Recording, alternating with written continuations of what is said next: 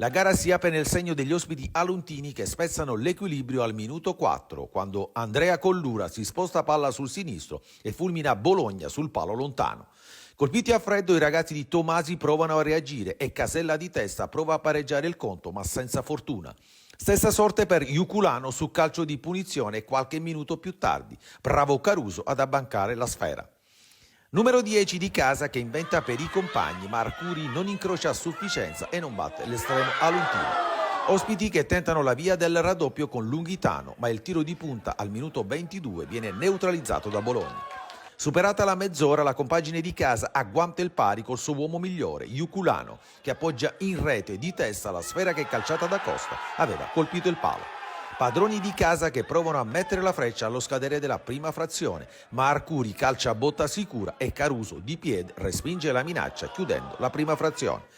A ritorno in campo gli ospiti riservano lo stesso trattamento iniziale. Basilio Monastra approfitta della disattenzione di Mantegna e batte in uscita all'estremo Bologna riportando avanti i suoi. Iuculano prova a suonare la carica, ma il suo tiro al 50° non solletica Caruso. Estremo ospite che rimane immobile al 59° quando Barca a botta sicura non trova l'angolino basso alla sua sinistra. Classica legge del calcio, 3 minuti più tardi Lunghitano penetra in aria e viene agganciato da Caldore. Penalty per i ragazzi di Di Marco. Freddo e implacabile dagli 11 metri, Lima insacca di potenza la rete dell'1-3. La gara sembra sorridere agli ospiti, ma i bianchi di casa non demordono e con Iuculano ci provano su palla inattiva, ma senza che nessuno intervenga sulla traiettoria.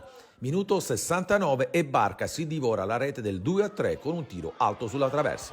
Numero 11 di casa che al terzo tentativo batte Caruso e rimette in partita la sua squadra con un perfetto diagonale. Sulle ali dell'entusiasmo ci credono i ragazzi di Tomasi e sfiorano il 3-3 con Iuculano che dalla sinistra con un tiro cross costringe in angolo Caruso. Estremo aluntino che non capitola nemmeno sulla palla inattiva di Casella alta sulla trasversale, ma che deve arrendersi al minuto 84 quando Falanca rimette in gioco con un colpo di testa Arcuri, lesto a trafiggerlo e certificare la rimonta definitiva. L'ultima emozione è di marca ospite, ma la punizione di Falanca non inquadra lo specchio della porta di Bologna. Finisce col pirotecnico 3-3 il match sentitissimo che lascia immutata la distanza in classifica tra le due compagini, più 4 dei padroni di casa al cospetto dei ragazzi di Di Marco. Sarà battaglia fino alla fine per il salto in promozione, visto che le due squadre sembrano le più attrezzate per il salto.